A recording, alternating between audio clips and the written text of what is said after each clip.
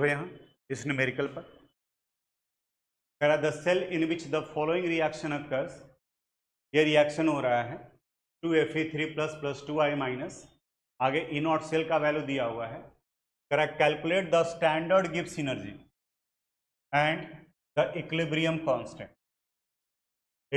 Constant of the cell reaction. यानी Kc का value भी निकालना है और डेल्टा G का भी निकालना है। डेल्टा G का फॉर्मूला क्या होता है?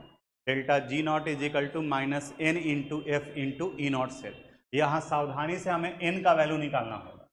इक्वेशन को हम यहाँ फिर से लिख देते हैं 2Fe3 plus in aqueous form plus 2I minus it give 2Fe2 plus in aqueous form plus I2 in solid state.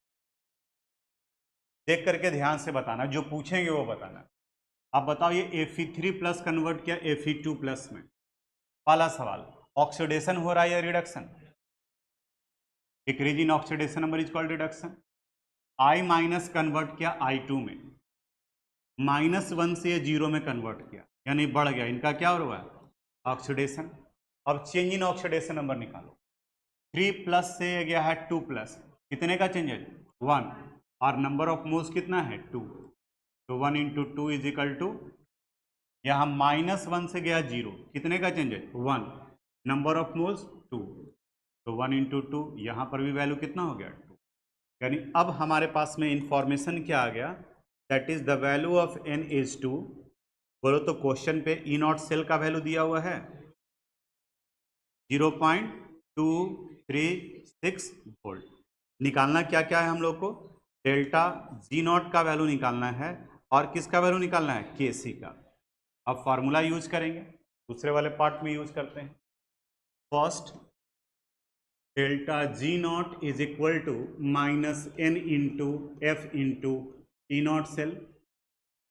बोलो N का वैल्यू कितना लेंगे? 2, F का वैल्यू 96,500 और ई नॉट सेल का वैल्यू 0.236।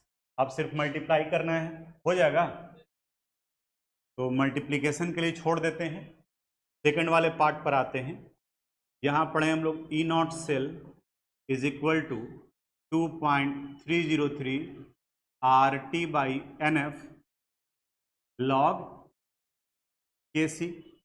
ई नॉट सेल का वैल्यू कितना है? 0.236 is equal to 0.059 divided by 2 log Kc।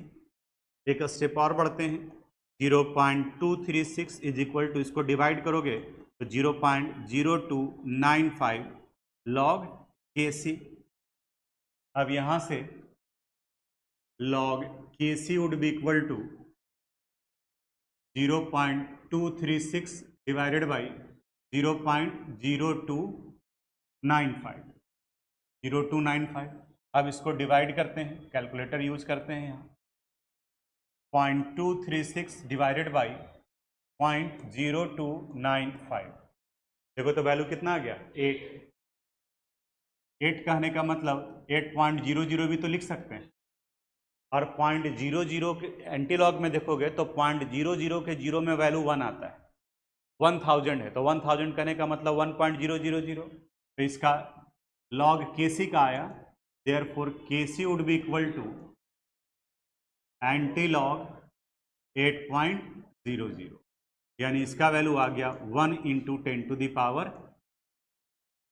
इसका एंटीलॉग आसान था, टेबल नहीं भी दिया रहता तो भी निकल जाता। इसको भी कैलकुलेट कर लेते हैं हम लोग। यहाँ पर वैल्यू कितना है? 2 इंटू 96,500 इंटू 0.236, कितना वैल्यू आ गया? 45542, यानी -45548 है ना जूल पर मोल। वैल्यू बड़ा है तो बताओ किलो जूल में 1000 से डिवाइड करेंगे, कितना आ जाएगा? -45.548 किलो जूल पर मोल।